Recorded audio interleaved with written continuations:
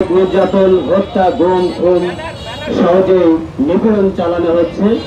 সেই নিপীড়নের প্রতিবাদের দাবিতে যে গণমাধ্যম কর্মীরা যে ভাইরা আজকে এই মানববন্ধনের আয়োজন করেছে, আমি ব্যক্তিগতভাবে এবং মান্দা উপজেলা প্রেস ক্লাবের পক্ষ থেকে ধন্যবাদ জানাই। প্রথমে আরো ধন্যবাদ জানাই যে ছাত্র জনতা আজকে সারা বাংলাদেশে গণ অভ্যুত্থান সৃষ্টি করে জীবন দিয়ে এই দেশকে নতুন করে স্বাধীনতা এনে দিয়েছে এবং যারা আহত হয়েছে সেই ভাইদের সুস্থতা কামনায় আমি শুরু করছি।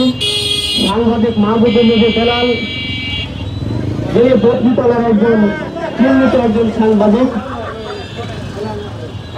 মাহবুবুল নবী বদ্রীতলার যে সাংবাদিক ভাই, তিনি পরিচিত। বেলাল ভাই কয়েকদিন আগে তাকে তুলে নিয়ে কতিপয় সন্ত্রাসী নির্মমভাবে নিপীড়ন চালিয়ে তাকে যে অপমান অপদস্থ করা হয়েছে, জাতির সামনে একজন গণমাধ্যম কর্মীকে এরকম ভাবে জুতার মালা পরে যেই দৃষ্টান্ত স্থাপন করেছে, সেই ঘৃণিত এই কর্মকাণ্ডের জন্য যারা এর সাথে জড়িত রয়েছে তাদেরকে অনতিবিলম্বে তাদের বিরুদ্ধে মামলা নিয়ে তাদেরকে গ্রেফতার করার জন্য আমি দাবি জানাচ্ছি।